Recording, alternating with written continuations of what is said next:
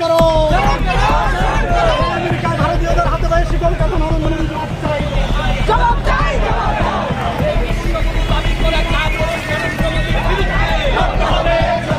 আমেরিকার মাটিতে ভারতীয় যুবকদের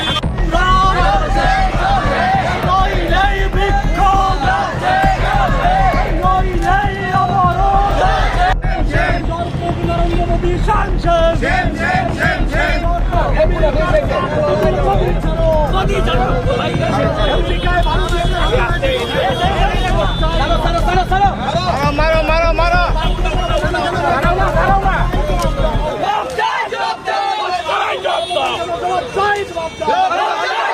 বোকা নয়। যেভাবে দেশ এবং দেশবাসীকে অপমান করা হয়েছে মার্কিন যুক্তরাষ্ট্র দ্বারা, তাদের এই নগ্ন চেহারাটাকে আড়াল করার জন্য এই সমস্ত 420 লোক দ্বারা 420 মিছিলগুলো করা হয়েছে। Fact of the matter is the country has never witnessed earlier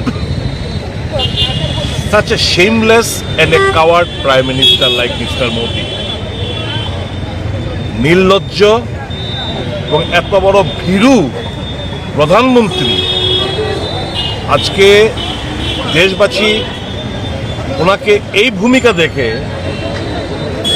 দেশবাসীর মনে একটাই, enough of enough is enough, please step down.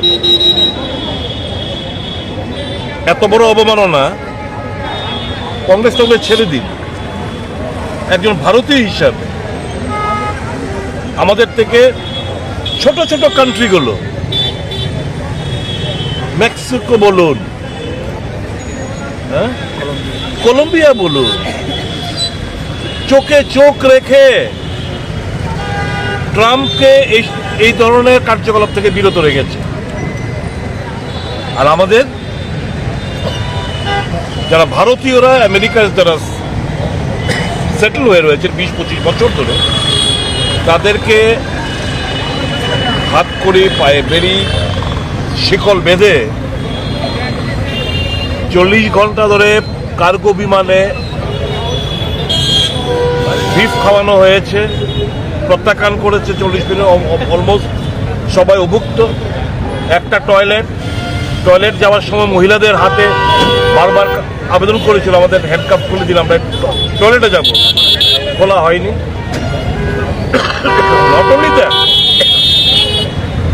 এই অমৃতসর বিমানবন্দরে নামার পরেও তাদেরকে যে পাঠানো হয়েছে প্রিজনার ভ্যানে করে পাঠানো হয়েছে, মানে ইন্ডিয়া সরকারের তরফ থেকে তাদেরকে প্রিজনার ভ্যানে করে তাদের বিভিন্ন জায়গায় পাঠানো হয়েছে।